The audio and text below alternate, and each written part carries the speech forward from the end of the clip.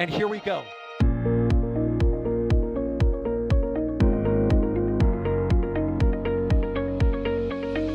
have liftoff. Propulsion continues to be nominal. R68 chamber pressure looks good. Doubling up. Roger, roll, Atlantis. Water towers, fly! Yes! Tango down to nominal. Flight downside, SPD off. Bring in, SPD off. Off. It's orange! R45! Oh my god! Oh my god! Decollage. Put that in the big bag, Jingle. 343 unfolds to go. Indeed. We rise together, back to the moon and beyond. The methane would be igniting in the flare, correct? Yikes. You bet. We don't need any more of these.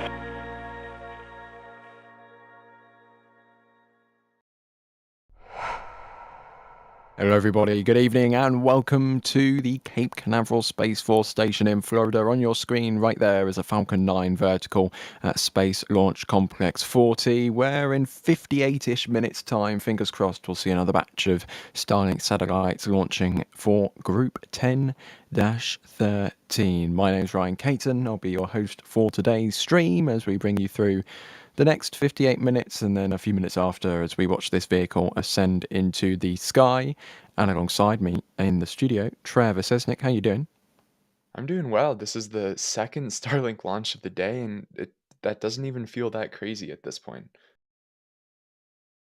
Yeah, SpaceX cadence is unprecedented at this point in the year, which, they're going at a crazy rate across both coasts with all three of their Falcon pads. And they've also thrown in some Starship launches this year as well. And in the field, joining us on commentary, D Wise. Hello. Hello, it is a great day out here, and I can't wait to see this Starlink, this Falcon 9, get off the ground. And alongside D with the other camera will be Mr. Max Evans. Thank you very much for rolling out, Max. And in the background, pressing all the buttons, Jay Keegan will be operating today's stream. So a big thank you to the whole team and Jay, whom I remembered. Trevor, kicking things off, why don't you give us a little bit of an overview of what we're going to see in just over 57 minutes' time? Yeah, of course. So, as usual for these Starlink Group 10 missions, this will be launching 23 Starlink V2 mini satellites into a low Earth orbit. So this will be going north, and none of these have the direct-to-cell capability. When they launched 23 payloads, at least so far, none of them are DTC. When they launched DTC, it's closer to 20 satellites. Then, of course, this will be launching from, as Ryan was saying, Space Launch Complex 40, which, of course, just had a launch, almost just under 4 days ago with Starlink Group 10-8, just to highlight how ridiculous their cadence is. And that's nowhere close to the turnaround record of this pad. The booster that you see on screen is B1078, which is flying for its 14th time.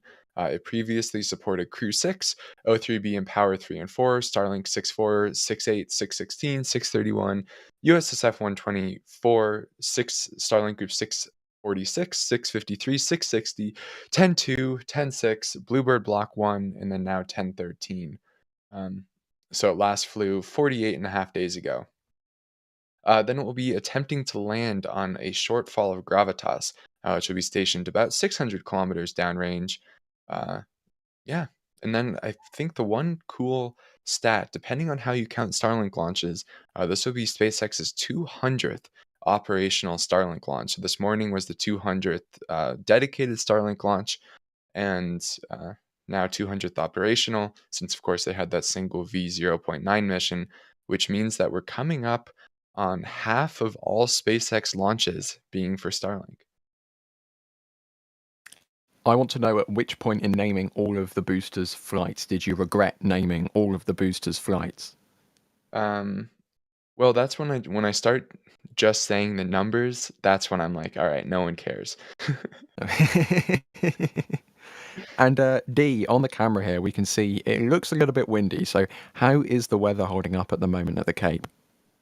Yeah, it certainly is a bit windy out here, and that's actually one of their primary concerns for launch today. So there is a 25% probability of violation, with the concerns being the liftoff winds here and the cumulus cloud rule. But I do not see any clouds in the area. So I think the main concern will be those liftoff winds. They don't have any concerns as far as upper level winds, booster recovery, or solar activity. Those are all uh, low additional risk. So the main thing that we'll be looking at, and that SpaceX will be looking at as we get closer to liftoff today, will be those liftoff winds, which, of course, if you see the camera shaking a little bit, we do have stabilization on and everything like that, but the winds are gusting quite a bit here. Yeah, I'm just looking at the weather station at the shuttle landing facility, or as it's actually now known, the launch and landing facility. Apparently, the winds are east to west at about 15 knots. It has dropped a little bit in the last few minutes, but like Dee was saying, no clouds. So fingers crossed, clear views with a launch in just over 50 minutes' time. As always, if you have any questions for us, tag us in chat, which is at NASA Spaceflight. That's the channel name. They'll bring it into a nice little queue we have here in the back end to filter everything out because, yeah, chat can go very quickly sometimes. But I'm going to kick things off here as we take a look at the KSC weather channel there as well. We're green across the board, so that's looking good. We had, before the stream even started, some new people becoming members. We had Madman becoming a Padrat member. We had a Jonathan Bayer becoming a Padrat member as well. And we've also just gotten some gifted memberships from Wilbo Baggins, who's always in chat. So thank you very much for those, Wilbo. And if you did receive one of them, make sure to give Wilbo a thanks in chat. And we also got some super chats from Wilbo as well. So thank you very much for the support there as well.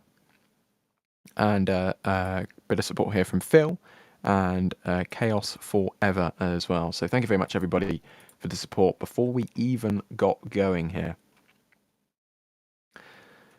Well, I'm certainly looking forward to a potential launch in 52 minutes' time.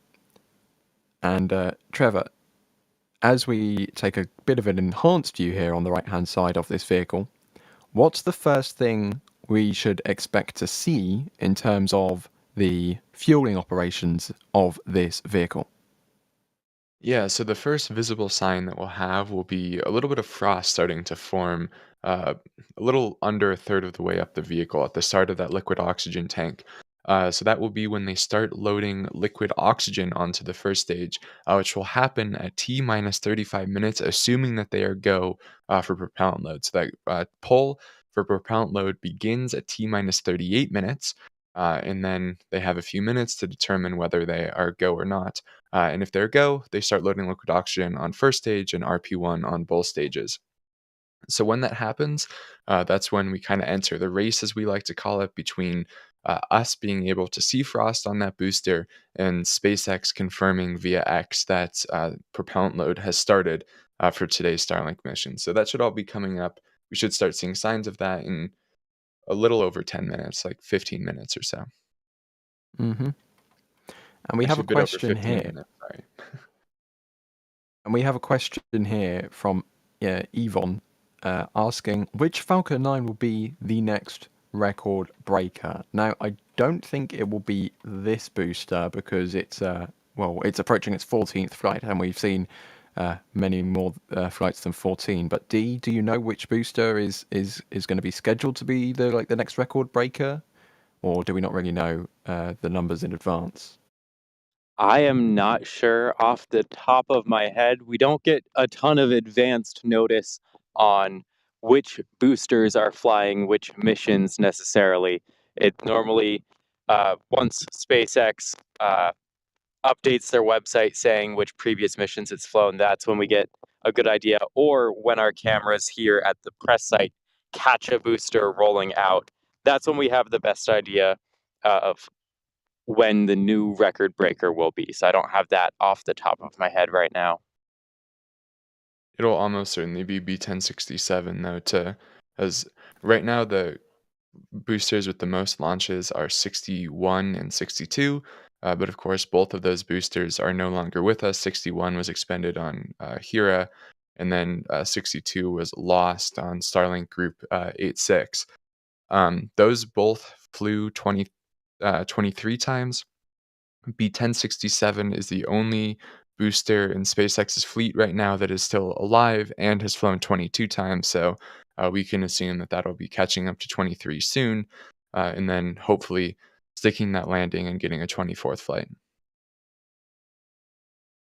Yeah, that's going to be super exciting for the higher end of the reusabilities that we're getting with Falcon now. It's still kind of mind-boggling that right now we have like 4 or 5 boosters hovering around the 20 flight mark, and they're still operational and they're still conducting successful missions. So it's super cool to see the vision that was Falcon and the reusability, the partial reusability, being able to bring down costs and increase flight cadence. It's becoming reality right now, and it's certainly become reality this year with over 100 launches already. Just, mind-boggling cadence. The orbital launch mount itself is asking this question: did SpaceX get the license for more than 36 launches per year from Vandenberg? Otherwise, the launch today would have been the last licensed. Trevor, what do we know about SpaceX, the cadence that they're allowed to fly out of Vandenberg? Yeah, so I honestly haven't been following the story super closely, whether they have or haven't gotten that modification yet. But I know that SpaceX applied to up that from 36 to 50 launches per year, I believe. And the California Environmental Board, whatever agency it was, I don't remember off the top of my head, said, no, we're not giving you this because of Elon's political posts on X. And then very quickly, Elon and SpaceX sued over that. And even like California's governor, Gavin Newsom, was like, what the actual heck? How this is not something that you can do, right? You can't like anyway. So I'm not sure what the status of that is. My guess though is it's probably in the works of being fixed, but I unfortunately don't know. And we've got a little bit more support in here. First of all, Jim Cavett, one of those names we see often in the support queue, gifting a Red Team membership. Thank you very much for that. Out of This World has become a Capcom member. That means you now get access to the members Discord server. So make sure to wait a little bit, and the link should automatically appear for that. And we also have this $2 support from Chaos Forever. So thank you very much for that as well. We have an interesting question here from Khaled, and Dee, I'll throw this one to you because the FAA actually updated us when replying to, or as a statement, asking, are all the Falcon 9 mishap investigations closed at this point? And Dee, I believe they all were when how should I put this, like the most recent mishap with Falcon 9 was sorted out. I think so. There's been a lot. So of course we had Hera fly when those were not yet closed out because like the second stage was not re-entering, and so even if a similar anomaly sort of occurred, it would not have any unplanned re-entry. And so Hera was able to fly despite the mishap not fully being closed, and then from there they've gotten back to their regular Falcon 9 launches. Yeah, they're now able to re-enter the second stage into the ocean in the, fingers crossed, the targeted designated hazard zone. So thank you very much for that question there, Khaled. Right, where are we? We're still in about T-minus 45 minutes to go here. So we've still got a little ways to wait until we hit that minus 38-minute mark, which is when things really start spooling up here. But we've got a wonderful, currently clear view of the pad, which is a wonderful thing to see on launch day because it means that the weather is, at least lighting and visibility-wise, is cooperating But this launch is going to be taking place well before sunset, isn't it? So I don't think there'll be a chance of a jellyfish. Yeah, I mean, we are about 45 minutes away from liftoff now. So there's definitely not going to be a jellyfish or anything of the sort. But the lighting will be gorgeous. I love the launches where we have the sun behind us and low on the horizon. We get a nice golden hue.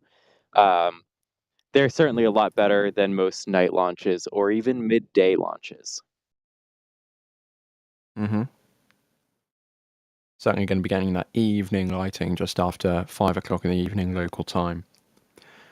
And we have a interesting question here from Mundad. Trevor, I'll throw this one to you. When do you think we'll see Starlink missions launching on Starship? That is the question that I think a lot of us are starting to wonder, and it certainly seems like it's getting closer now that we had the first Block 2 V2 ship roll out that will be used for Flight 7 of Starship. Um, so, I mean, right, it had its payload bay door. They have a bunch of other changes that should hopefully allow it to be able to actually deploy payloads, unlike V1. That said, from a mission objective point of view, I don't think they're quite there yet. I suspect they'll want to demonstrate the deorbit burn before they go for that on right. They want to do that on a suborbital mission, so just in case something goes wrong, they don't have a starship stuck in space. And then additionally, I suspect they will want to do additional testing of the payload bay door, since we saw on Flight 3, there definitely were some problems with that, and it did not act totally nominally.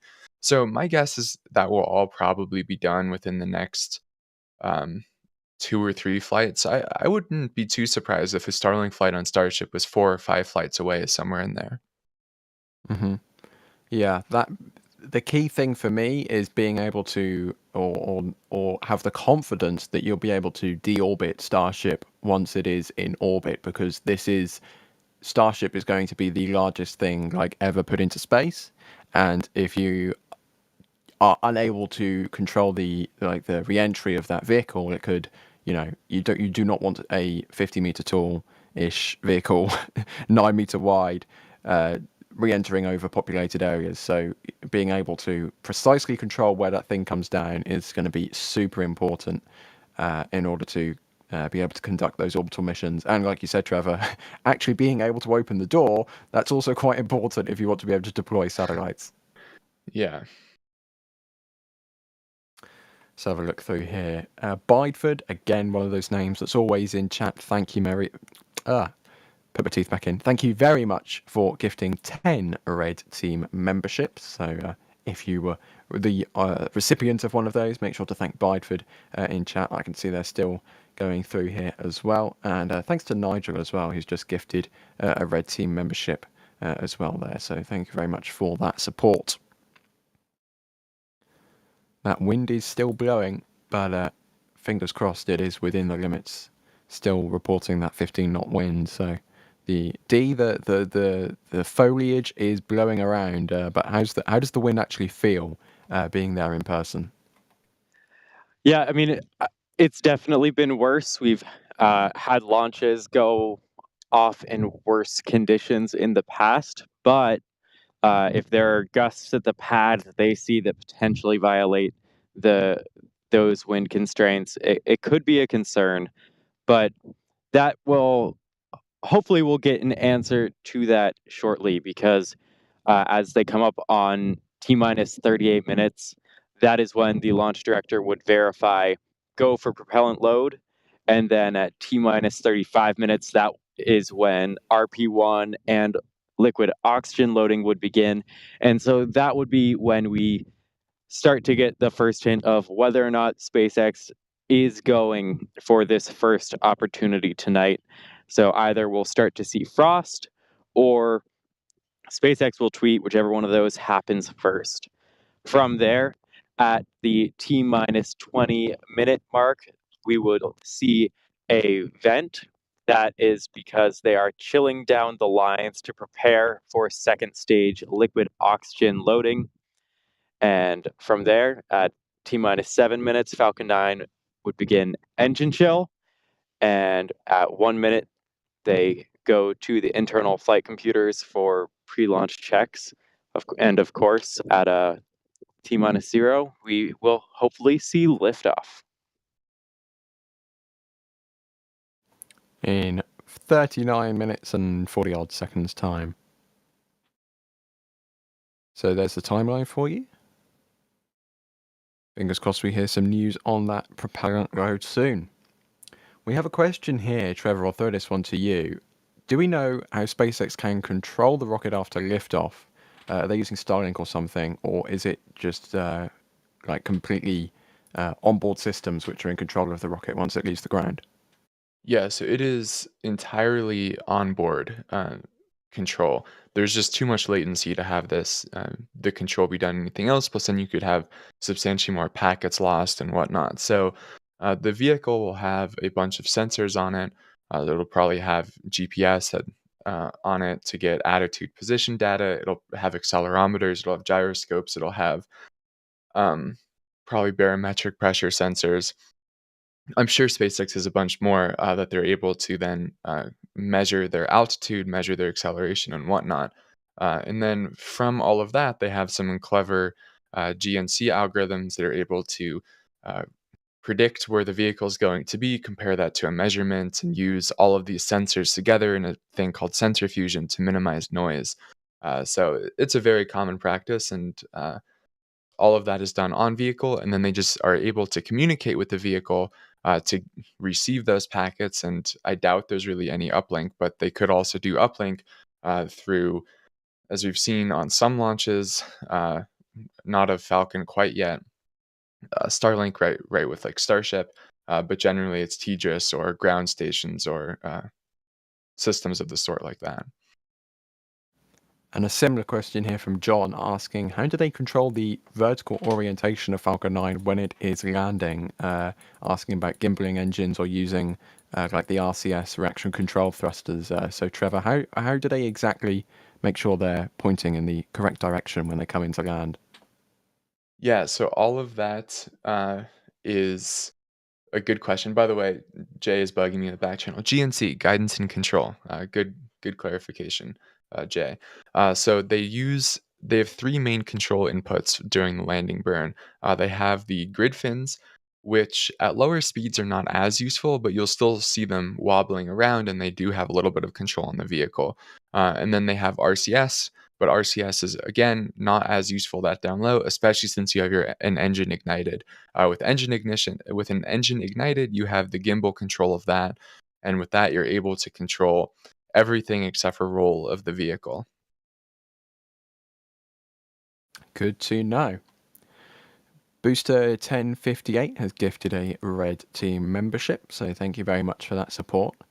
And we also have an interesting question here from David asking, what are the parameters for the wave height for drone ship landings, or are there any? Well, D, I would imagine there are probably there is an upper limit for how much they can have the drone ship wobbling around. But do you know if we know what that limit might be? So I believe, interestingly, there might actually be two different limits, because over time, Falcon 9 has gotten upgrades to the landing legs. And so some of the newer boosters, I believe, can land in greater waves than some of the older ones. As far as the specific numbers, I'm not certain. I think it was like 4 feet for the older ones, and then it was a bit more than that for the newer ones.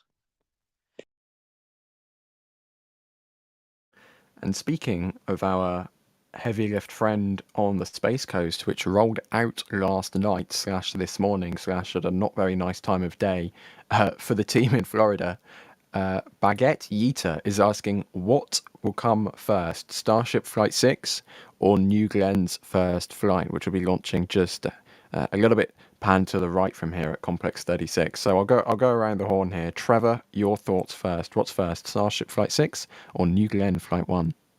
I think probably Flight 6 of Starship. We got some news on X the other day. I think it was from Michael Sheets saying that the regulatory approval for New Glenn by the end of the year is, quote, tight. And of course, New Glenn hasn't gone through its first stage static flyer campaign or anything of the sort. So we can expect them to have a few road bumps or bumps in the road. Whereas SpaceX, if Flight 6 is really just a very similar profile to Flight 5, I think it's pretty reasonable to expect that to be first. D, what do you think? Starship Flight 6 or New Glenn Flight 1? I do think Starship Flight 6 will happen first, but I'll throw in a bit of a hot take. I think New Glenn will make it to orbit before Starship makes it to proper orbit. I will agree with your answer there. I think Starship Flight 6, but there's something in me that says they're going to be, awkwardly close to each other for scheduling, because that's how the universe works. Nothing ever works to your favor. So I'm kind of dreading that these two big launch events are going to be, within a couple of weeks of each other. But we'll just have to wait and see. But I do have for D. Go on, Trevor. If New Glenn and Starship are like same day or next, like one day between them, and you can't go to both, which do you choose? That's a cruel question right there. So my answer, I think, has to be New Glenn. We've seen starships fly. And the other thing is we don't know necessarily what new things could be introduced with Flight 6. We know some things will change. We don't know how many things, like if especially if it's a very similar profile, they're going for the same stuff as Flight 5, which, I mean, Flight 5 was incredible. They caught a booster. But if it is going to be a similar profile, I think it is incredibly important to see New Glenn on its maiden flight. So I would have to choose New Glenn in that instance, but I really hope you didn't just jinx it, because I would quite like to be at both. And as Alex is reminding me, yeah, they caught a booster. They did catch a booster. I do. That thing you said, D, about New Glenn achieving an orbit before Starship is kind of stuck in my mind, because I do think that might happen, pending how well the first flight goes. Blue Origin wants to be able to. The payload for that flight is going to be their Blue Ring, which is like their orbital on-orbit services tug vehicle thing. So they would obviously probably want that to end up in orbit and not the bottom of the Atlantic Ocean. So that's an interesting question. They're actually flying a payload on the first flight, which, makes me feel it's going to be a more well-rounded launch attempt rather than, say, Starship Flight 1, which is a bit more of a let's launch it and see what happens kind of event. New Glenn Flight 1 being a more let's try and get to orbit kind of event. So that's going to be certainly something very interesting. And I think it sort of reflects on the different philosophies that SpaceX and Blue have. Like, SpaceX really is just into the just fly it. We know that it's not a final design. We know all this. And Blue is taking a slower approach, but like they're expecting for like a successful first mission. And I don't think SpaceX was expecting, they obviously weren't expecting a fully successful Starship Flight 1 that would have been identical to any of the operational missions. So they're different philosophies, and they're going to start to compete more in space. I'm really happy to see another orbital launch provider really coming to reality here, because Blue's been doing all their new Shepard flights. They have experience landing boosters. And so bringing even more competition to space, I think, is a good thing for the industry. Yeah, SpaceX has been dominating the reusable launch vehicle market for many, many years at this point, and they're also dominating the satellite internet providings market with Starlink as well. So, New Glenn and Kuiper, maybe they'll be able to make a dent in that. We'll just have to wait and see. But competition in capitalism is good. That's how it works. We have a question here from Matrix asking, do we think SpaceX will ever develop a smaller, fully reusable rocket than Starship, maybe Falcon 9 sized? Trevor, what do you think? Do you think they'll do that, or are they fully invested in Starship? No, I think Starship will be the smallest. Version of Starship launching now will be the smallest rockets in SpaceX's family in probably 5 years or 10 years. I don't think Falcon's quite going to be retired in 5 years. It's just going to get bigger from here. Yeah, that's certainly going to be interesting. But there are other companies working on fully reusable rockets that are not Starship sized, but SpaceX is going all in on the Starship form factor, which they are currently developing. And Jim Cavett asking what the different numbers in 10-13 mean. So very quickly, what does the 10 mean and what does the 13 mean? Well, the 10 would be the group number, and then the 13 is basically the launch of that group.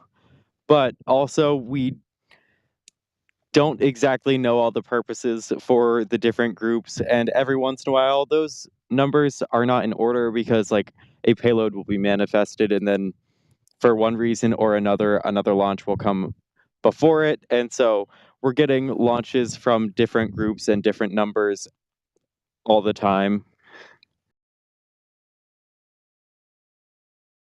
And if you have a look at your screen right there, we believe we can see a little bit of frost now beginning to rise up the side of that Falcon 9 booster. So we're 28 minutes to go until T0. So things are looking good. SpaceX is now locked in for that launch attempt today. So, Trevor, they don't have the ability, unlike other vehicles like Atlas or something, to recycle, do they? Because of these sub-cooled, super chilled, something like that propellant. Yeah, that is correct. So Falcon 9 is the only operational rocket today, aside from, or the Falcon family is the only operational rocket today that uses super chill propellant. So what that means is they chill down the liquid oxygen to below its boiling point. So it's about negative 210 degrees centigrade. And what that allows them to do is increase the density of that propellant.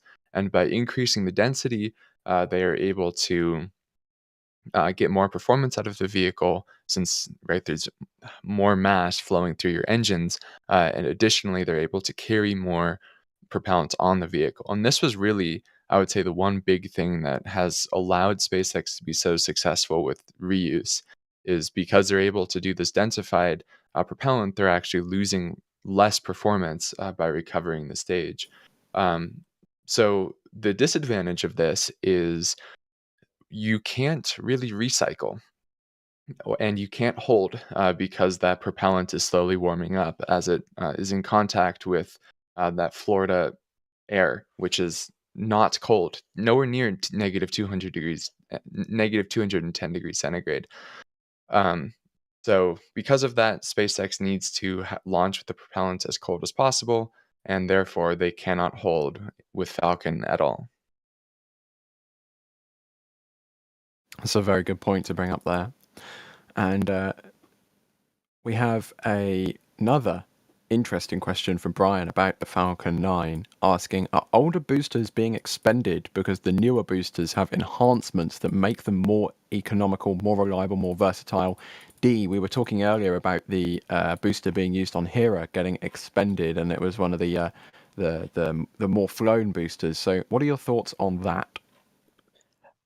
I wouldn't say necessarily that it's age versus just the number of flights, because every component will have its lifespan run out, like, eventually. And so why would they uh, why would they expend a booster that's only had 5 or 10 flights when they have a booster that has 22 flights under its belt, those components have seen more wear, and so it's more likely to need continued upgrades and improvements to replace any components that do wear out, any engines that have seen excessive wear, anything like that. So it just makes more sense to take those really high flight number boosters and use those for the expendable missions, because then you can maximize the number of flights that you get for the number of boosters that you make.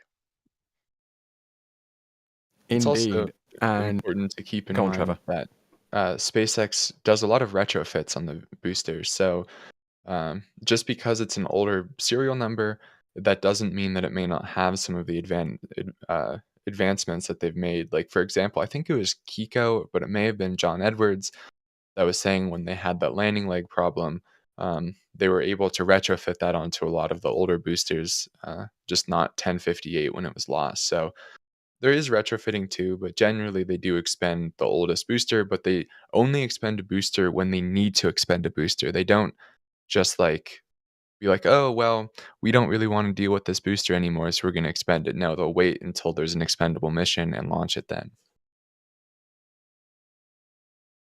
That is a good point. And Trevor, this question for you here. Are SpaceX reusing the fairings on this mission, or is that something we don't really know? Like SpaceX doesn't or publicize that information beforehand. Yeah, so unfortunately, we don't know. I really, really, really wish that SpaceX would give us more information about fairing reuse since it's been such a tremendously successful program. But we can guess that these fairings are flight proven. I think it's been quite some time since there's been an obviously new fairing on a Starlink mission. And right, these fairings these days are flying upwards of, let's see, I think the fairing half record is currently 20. So a single fairing half has launched 20 times. Um, but so we can guess that they're flight proven. However, we don't know for sure. Yeah.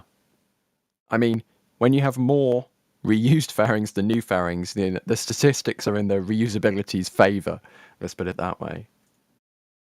Yeah, and they typically, right, those new fairings are on like missions like Europa Clipper. The missions where you really, really, really want to make sure your payload is not going to get impacted with any foreign objects, bits of Yeah. dust or hairs or bits of salt from the sea. Missions like Europa Clipper, you want to be doubly sure that it's going to be as clean as possible on its way to Europa, especially for Europa Clipper. That's a very expensive, very big payload. You want to be perfect with that mission. All right. We are 22 minutes just over until the T0 for today. Again, this T0 has now been locked in by SpaceX because they started fueling this vehicle. They can't turn it around in time in this window because of the way that Falcon 9 works. So this is going to be today's launch attempt for this mission, and fingers crossed it does actually go off without an issue. We have gotten a little bit of support in the last 15 minutes, so I'll just run through it here. Firstly, Wilbo, again, always in chat. Thank you very much for the £20 super chat here, Wilbo.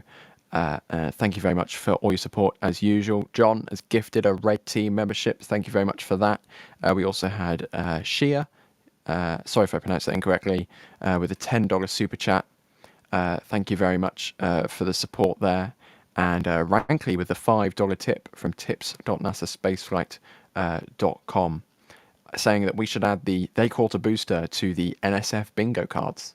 I mean, you can make your own bingo card if you like. Unfortunately, I don't think there'll be a prize at the end of it, but you can make your own bingo card if you feel like it. Throwing some shuttle references in there. I'm sure that would be filled out very quickly whenever Chris Bergen is on the stream. Let's have a look through here. We have an interesting point here from Score Graphic saying, is Starship really 100% reusable with its ablative material under the heat shield? DL, I'll ask you first. What do you think? Like, I would expect, especially with fuel, with all rocket launches, with all movements of transport, you're going to have some consumables. But Where is your limit on consumables? Do you think the heat shield is a consumable, or is that needing to be, like fully reusable for you? What about the hot stage ring? I think that's the biggest component right now that we're seeing that splashed down in the water. And so there's always going to be a fine line between uh, refurbishable and reusable. And I just want to point out that we are in the T minus 20-minute vent. So that is a really fine line. There are always going to be components that wear down. We see it with Falcon 9's first stage. We know that they swap engines around and the like. And so if they are using, I would say, like the whole, like the Starship main fuselage and fuel tanks and all that, and the same thing for the booster, that I'll consider it reusable, even if there are minor things that have to be changed out once in a while. That's to be expected. Um, but yeah, do you want to talk about the T minus 20-minute event we're seeing? We might as well, because it is less of a. Well, the wind is meant to be windy, but the vent is not traveling as far as we have seen it travel in the past. So that's certainly an interesting indication of the weather conditions at the pad, or the vent is just being blown towards us or away from us. But it's difficult to see from this perspective at the press site here next to the VAB. So we'll keep an eye out. But things are progressing nominally, which is what that vent indicates. Trevor, for those not in the know, why is SpaceX venting 20 minutes before launch? Yeah, so as we were talking about just a few minutes ago, Falcon uses that super chilled liquid oxygen. And what that means is they kind of want to load it as late as possible so that it's as cold as possible and therefore as dense as possible for launch. So to do this, they want to load the propellant later so that it's sitting out there for a shorter amount of time. And because the second stage tank is so small, they don't need to start filling liquid oxygen on that stage until T minus 16 minutes. So this is just them preparing that line for fueling of that second stage, which will begin, loading of that second stage with liquid oxygen, which will begin here in about a minute and a half.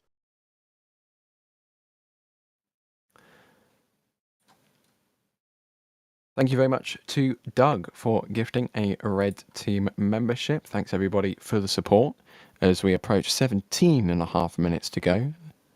That vent just somewhat sustaining for the moment. Trevor, how long do we expect it to stick around for? Yeah, until just about T minus 16 minutes. And I believe it then returns as well, just before launch for the final little purges that they do with on the strongback there. Let's have a look through here. Archie asking, why did SpaceX abandon catching the fairing halves with nets and went fishing them out? Was it too complicated? Trevor, your thoughts on the nets? It was very dangerous for the people on the ship. There were some leaked videos that came out of those fairing halves being caught and then crashing down on the deck or whatnot, and that's not exactly what you want. So that, in addition with SpaceX realizing that it's very hard, and them realizing that the fairings did just fine in the water, led them to realize that this is just an unnecessarily risky and complicated way of recovering the fairings. So they swapped out they got rid of the Mystery and Mischief and switched to boats just picking them out of the water, and the fairing recovery rate has been substantially higher since they switched. I've got to say, I always loved the shots of the fairings sailing down under a parachute and the boat, like them lining up at the perfect time. I loved those shots. But it does make sense that they've moved to their current system. It just works better.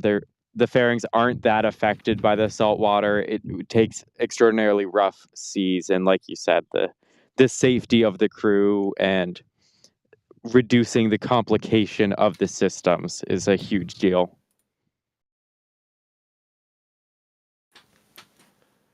I am on Team Gav and I like the boats.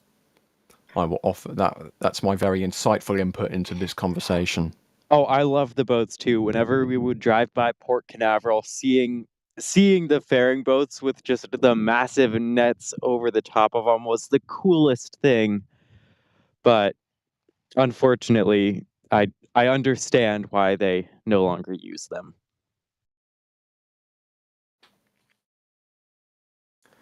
Let's have a look through here. Danny asking an interesting question here. Does SpaceX start to chill the second stage Merlin vacuum engine when the rocket is still connected to the GSE, or do they only do that after it has launched? Trevor. I believe there is a little bit of second stage engine chilling done on the pad, and then it kicks up with more flow during launch, like during the first stage's burn. But I can't remember exactly what that process looks like off the top of my head.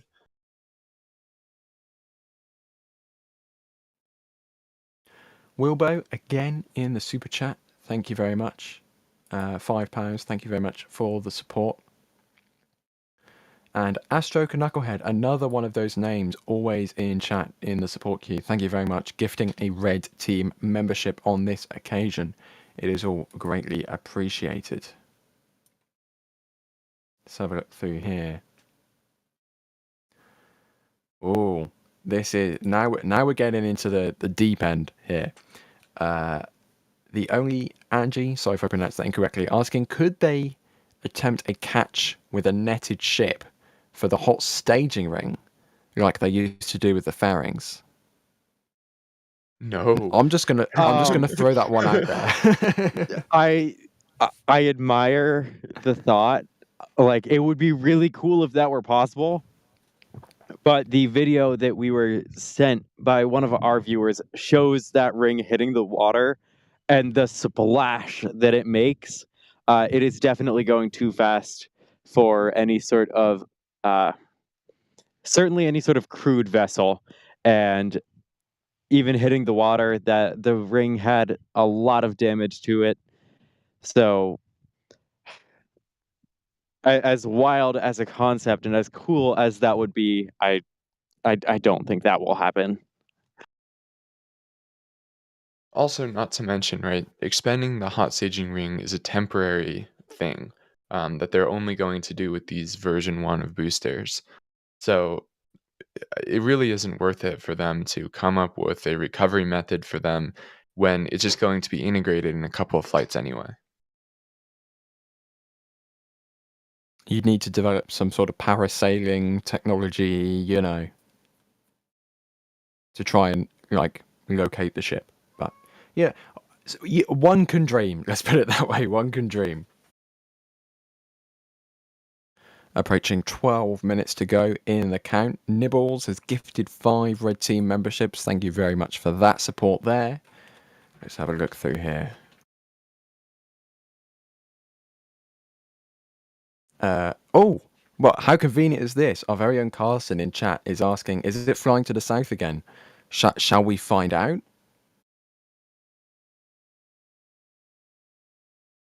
How are we finding out? Shall we find out? So, I tried to. Here we go. There's the trajectory. We're actually going to the northeast. I tried to cue that up there. So sorry, Jay, if you were not expecting it at that time, but there you go. Yeah, you can see it's the just launch hazard zone and the drone ship zone, and that's where the second stage should, fingers crossed, end up. It's the Group 6 missions that are going southeast.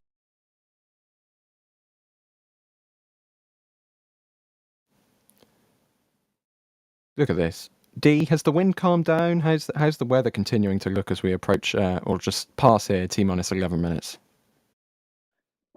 It really hasn't calmed down all that much. Like earlier today, like noon, the wind was worse than it is now.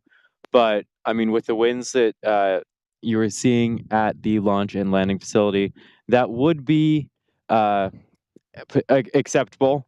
So even though it might not be ideal for us shooting the launch, it should not affect the launch itself.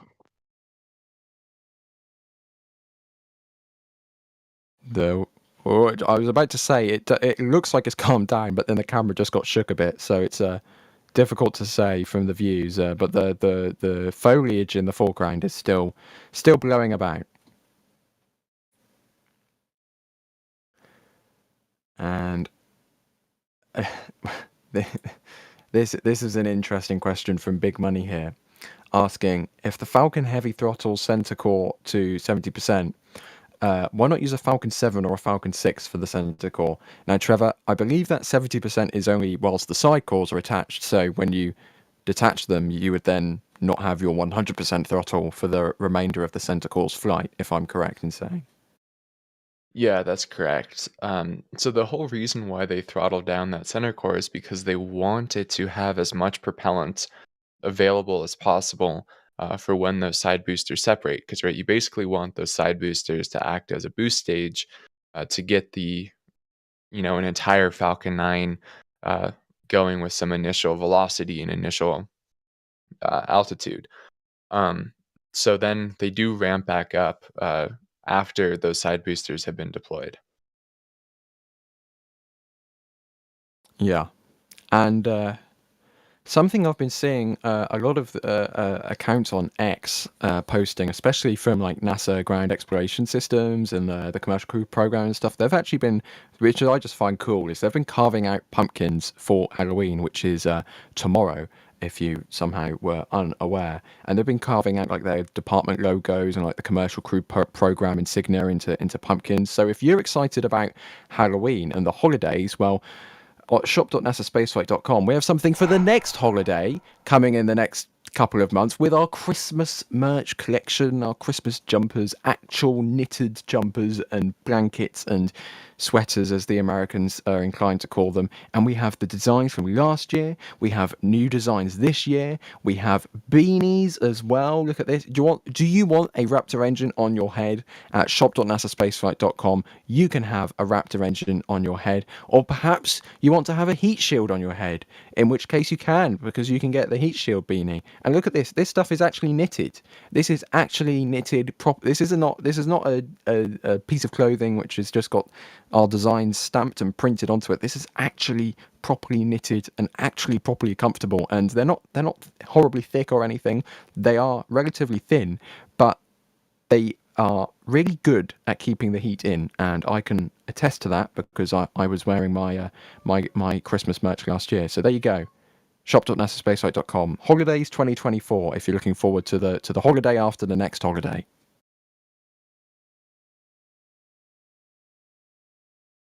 Seven minutes-ish to go.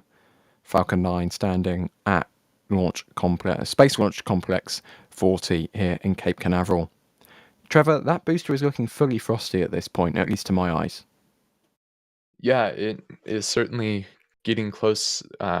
The final liquid oxygen load will be completed about T-minus 2 minutes or so. So there is still a little bit of emptiness on the stage, but that will be filled rapidly in these coming few minutes. Rokuwa says in chat, appropriate for ugly themed sweater parties. I hope you're not calling our merch ugly, but if you have like a Christmas jumper day at work, then this is your perfect opportunity to get some holiday merchandise. Okay, I'm done with the merch plug now. I'm done with the merch plug. Keith saying, are there any lanyards in the store yet? That's funny. Oh dear, I've started a thing now that I regret starting. Anyways, moving on. Just over 6 minutes to go. We have B1058, Booster 1058, sorry, with the €2 super chat. Thank you very much for the support. I'm not sure if Jack would appreciate that support, but thank you anyways. And Shia with a $5 super chat. One last question before we get into launch mode here. Lockheed Martin is going to be testing a nuclear thermal engine in 2027. Do we think SpaceX would ever do a nuclear Raptor? Trevor, I'll start with you. What do you think?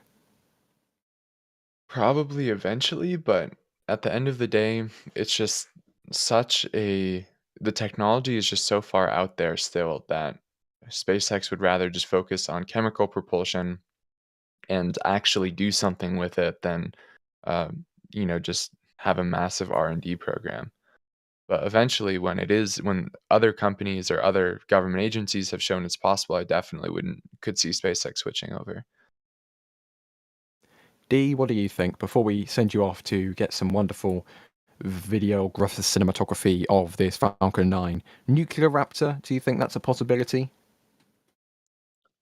I hate to say no, but certainly not anytime soon.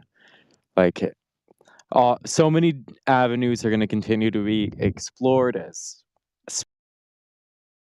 SpaceX continues to work on Starship and beyond, and I think they're just going to work on continuing to improve Raptor on its current path for a good long while.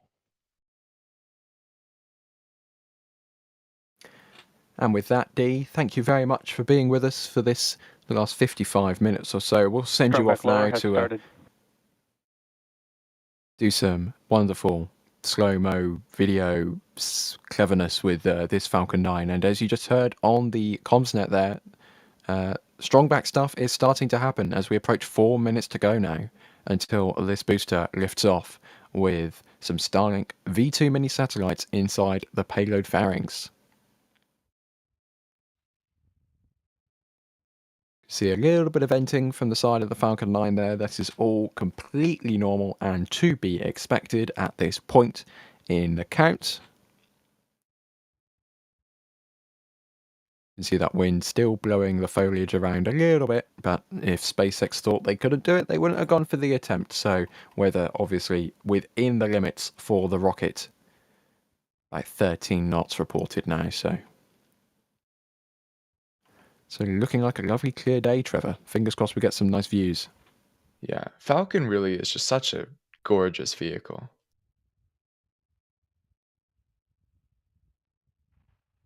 The Star Wars, I mean, I've never watched Star Wars, but I feel like the Star Trooper look, from what I've heard people say, I just love it. I mean, I haven't really watched Star Wars either, but at least I know what a stormtrooper looks like. Just saying. I don't want to throw What you is under the the- bus is it- there, but What is the reference I'm looking for?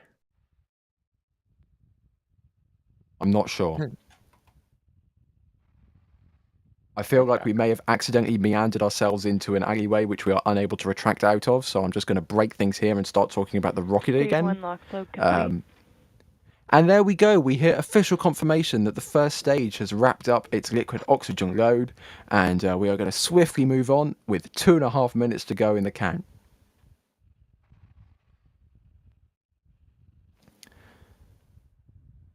Wonderful views from the Space Coast this evening. Just gone past 5 o'clock in the evening, a local time.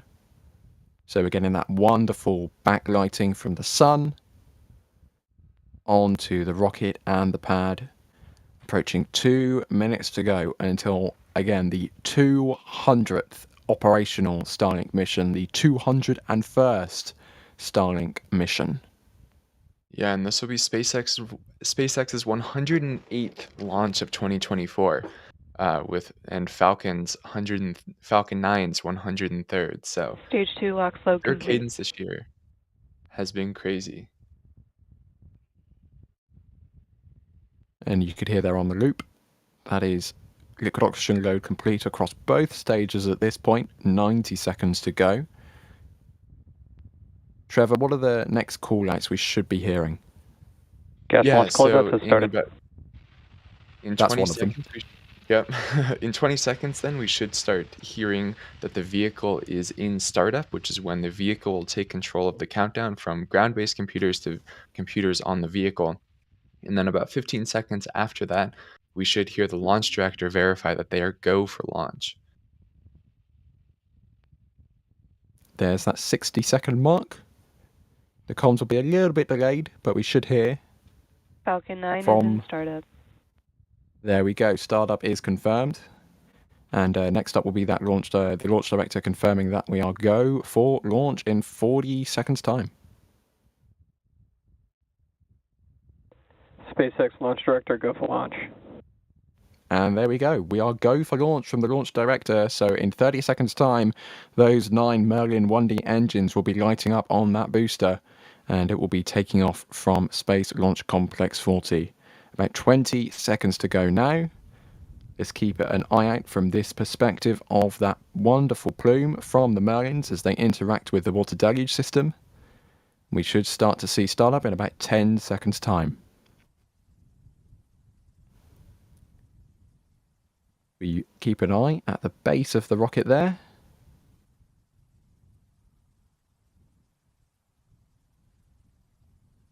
You see that wonderful plume. And we have a liftoff. Falcon 9 is off and away with the 201st launch of Starlink satellites. An incredible achievement. Let's listen in for that infamous kerosene crackle.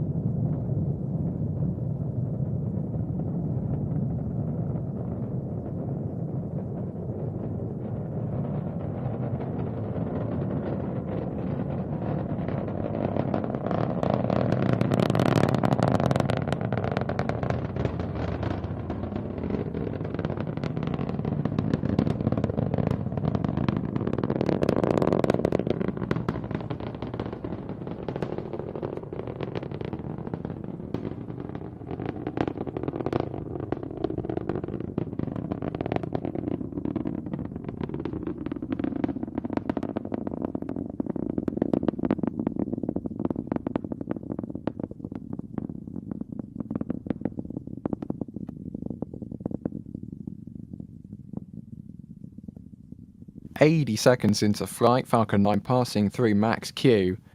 That was a wonder. You know, the sound of those Merlins it just scratches my brain in all the right places. Very, very Carol-loxy. I'm not sure if that's a word. Just made it up.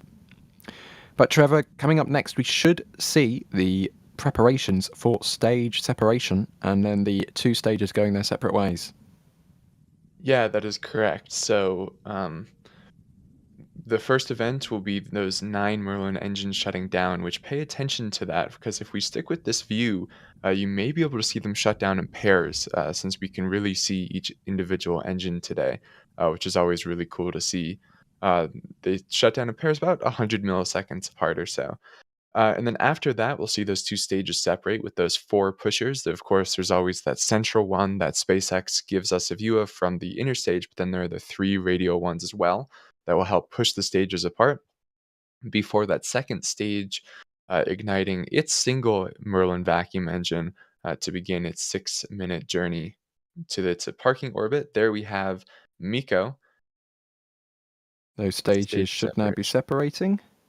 And I think we just saw the ignition of the Merlin vacuum.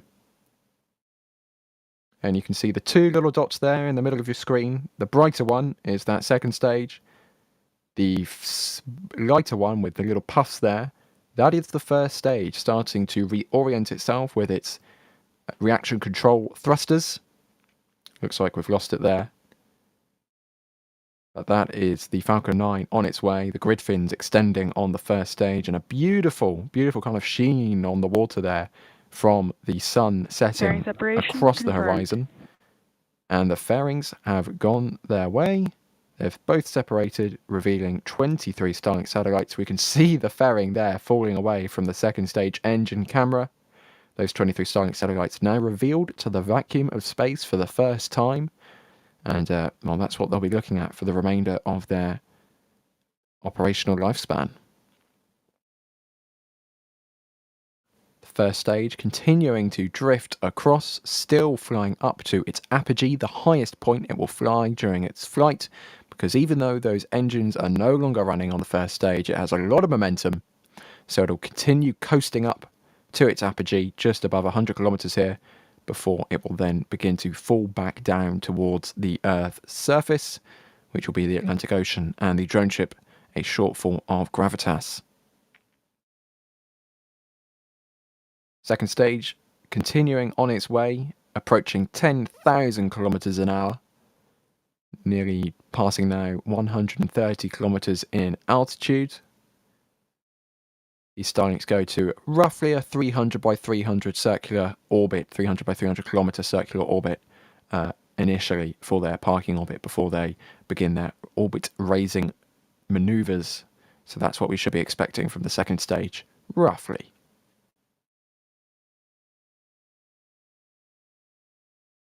Wonderful kind of side-lit views of the clouds over the ocean here from the first stage. And of course, you know, those gorgeous shots of our home planet from the second stage. Booster's on its way back down. Here we go then. We've passed apogee and you can see the speed now increasing because, well, we're going down. And the gravitation, Trevor, I'm sorry, I'm probably going to do some really horrible math words here that are not correct whatsoever, but the gravitational force is accelerating the booster towards the ground. Correct. Oh, I got it right. Look at me.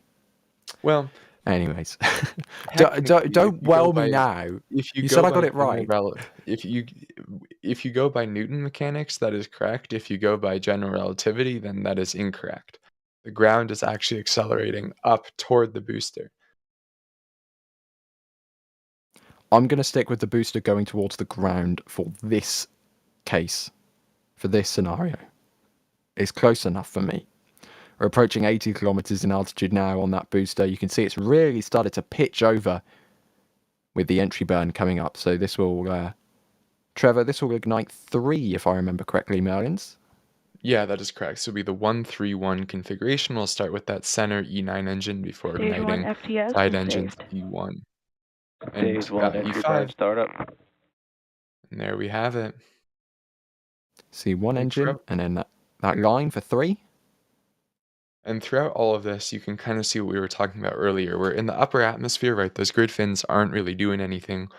So they primarily use the attitude thrusters, those RCS thrusters. Stage 1 entry burn and then shutdown. as it goes deeper into the atmosphere, those grid fins are going to start having more and more control of the vehicle. So you'll start to see them use those more and less of those RCS pulses. Now passing 30 kilometers in altitude, which is, you know, if you want to figure out how quickly that booster is going, just a few seconds ago we were at 80 kilometers, we're now approaching 20 kilometers. This booster goes very, very, very quickly before we get to the thickest part of the atmosphere and that landing burn. See, we're now using the atmosphere to decelerate through 4,000, approaching 3,000, and then 2,000 kilometers an hour in speed. You can see the atmosphere now really starting to have aerodynamic effects on the booster. As we can see there, the cameras and the grid fins starting to wobble as we go through the thicker parts of the atmosphere. As we go through from supersonic to subsonic, that region is called transonic. So you just heard there on the net, that's the period of flight we're in. We're now nearly under 1,000 kilometers an hour, 5 kilometers in altitude, and very shortly we should see a Shortfall of Gravitas, the drone ship for today's mission, appearing into view as a speck on the Atlantic Ocean.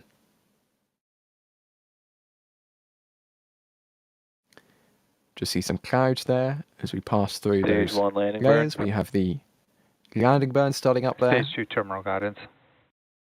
Those grid fins really doing the work.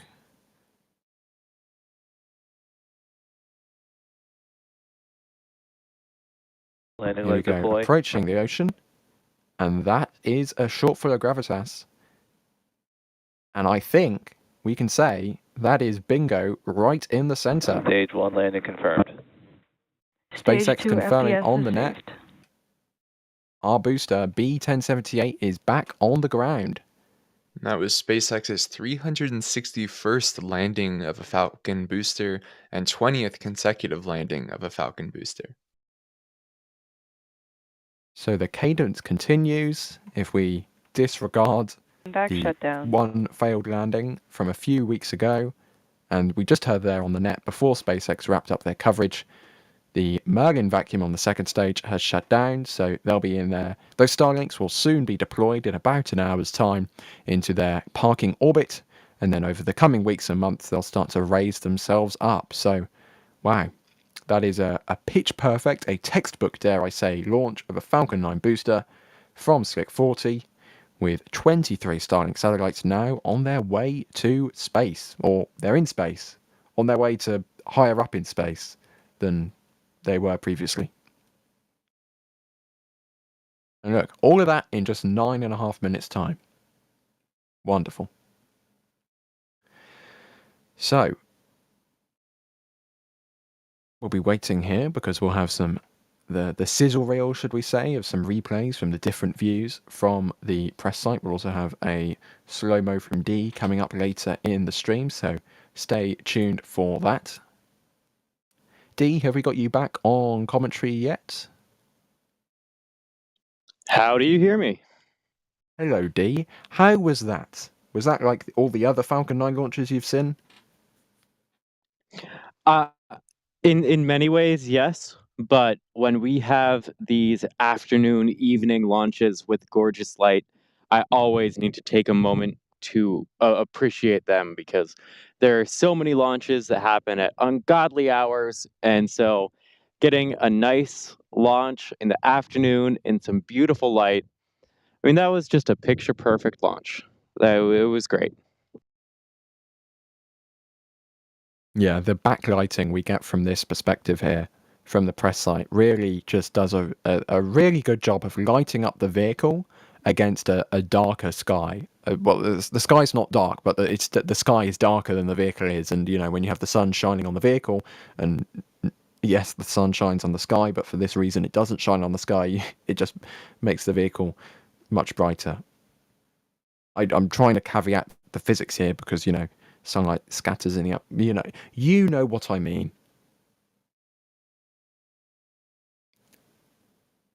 So again, we're in the post-launch part of our stream here, but still, if you have any questions for us, tag us in chat at NASA Spaceflight. I'll have a look through here. Uncle Yukon confirming that keraloxy is indeed a word now, so thank you very much. I have just added that to the dictionary. There are also many chat messages about Star Wars, which I'm just going to kind of offset that and leave it to just brew by itself and not try and touch it anymore. Let's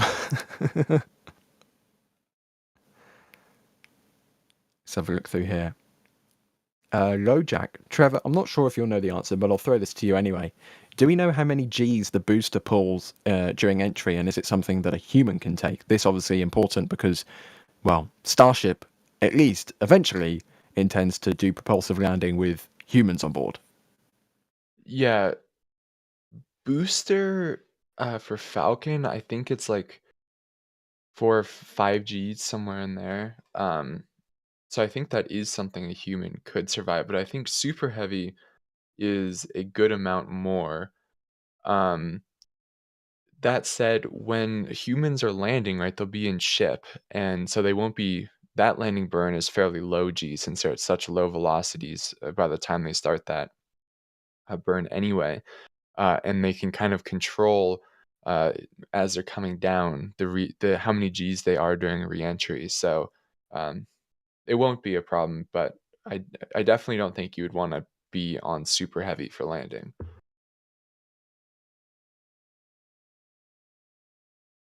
And we also have a good question here from Rankley, because I think it's important that we kind of define what all of these things are.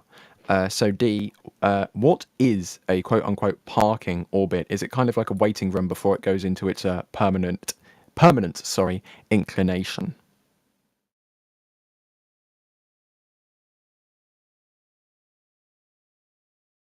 I don't know if we just lost D there whilst they're working on things in the field. So Trevor, if you want to pick that one up. Yeah, so a parking orbit is just an orbit where SpaceX stays in a little bit before doing another burn to get to a final orbit. And the reason why they do this is, right, depending on how you get from one orbit to another, the amount of delta V and whatnot can be drastically different. I'll be honest, I don't super understand the orbital mechanics of that. I've never really looked into it, but some transfers are substantially more efficient. So they just wait to find a more efficient transfer window to get from one orbit to another. Thank you very much for that as we begin to roll the replays from this launch. First, kicking things off with Fleet Cam. Good old trusty Fleet Cam. The OG cam has been there for a really, really, really long time at Rusty's Seafood Oyster Bar at Port Canaveral. And you can see it's very faint, but just in the background, first of all, you can see a big booster at the port there after being offloaded from just read the instructions. But that little speck of light in the background is this booster, B1078, flying under the power of 9 Merlin engines heading to low Earth orbit.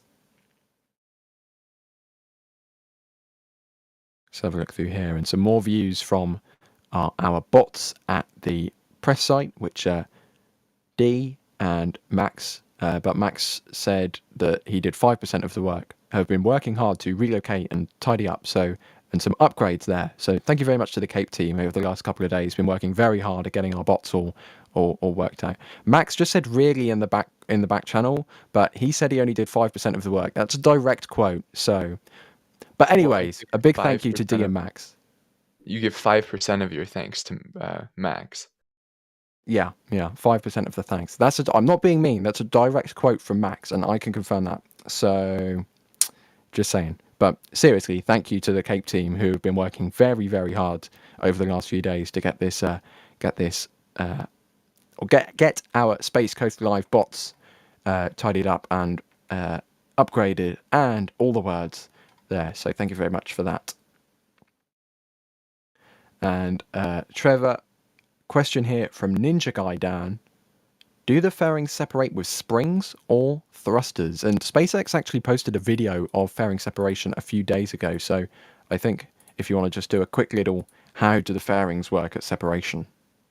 Yeah, so it consists of two parts. First of all, there are a bunch of latches on the fairing. So I believe it's a Helian system that unlatches all of those latches to make it so that the fairing halves are able to come apart.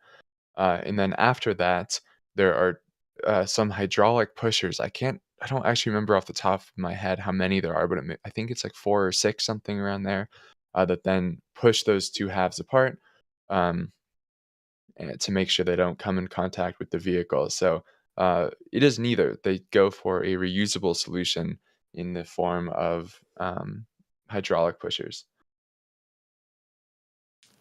Thank you very much. And with that, Trevor, I'm going to thank you very much for being on stream today. Yeah, thank you everyone for being here. Sorry for our ignorance on Star Wars. I wasn't going to bring it up again. Jeez. D, I'm not sure if we have you on comms or not, but thank you very much for rolling out in the field as usual. Happy to be here. Max as well did 50% of the straight. I don't know. That's not a quote. I'm sorry, Max. I give up. Max, thank you for rolling out as always as well. Photos, videos, streamings, all the things. D and Max, they're a great team. They do great things at the Cape. So thank you for all of your work. In the background, I will remember Jay Keegan pushing the buttons, operating the stream. Thank you very much, Jay, for all the hard work you do. My name's been Ryan Caton. Thank you very much for watching today, ladies and gentlemen, boys and girls. But don't go too far away, because coming up in 90 minutes' time, we have got, believe it or not, we have landed an interview, a post-Polaris Dawn interview with the man, the myth, the legend, Jared Isaacman, commander of Polaris Dawn, commander of Inspiration 4, founder, should I say, of the Polaris program. We are interviewing the first private citizen to conduct an extravehicular activity in the history of spaceflight. I think you would want to watch that interview. That's coming up at 2300 Universal Time. You can do your own time zone, plus minus or whatever with that. So stick around. Don't go too far away. Set your notifications for the Jared Isaacman interview, because I will be watching it. I'm pretty sure Trevor might be watching it. Trevor, will you be watching it? Of course, I love Jared. Brilliant. D, are you here? Will you be watching it? I will be, absolutely. That's the correct answer. Well done. So everybody, go watch the Jared Isaacman interview in 90 minutes' time. With that, we'll leave you with Dee's wonderful super slow-mo. And for the next launch, we will see you next time. Bye-bye, everybody.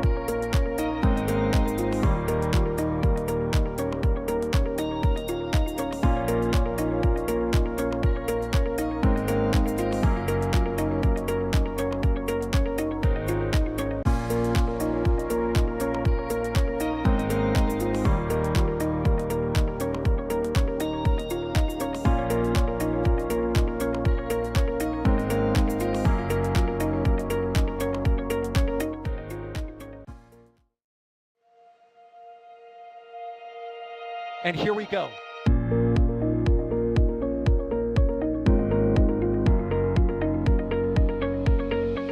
We have liftoff.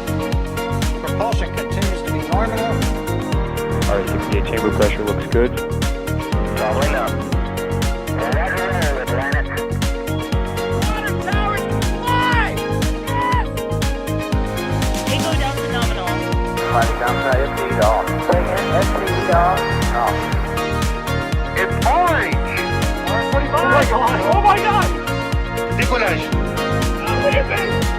Put that in the big bag, Jingle. 343 unfolds to go. Indeed. We rise together back to the moon and beyond. This methane will be igniting in the flare, correct?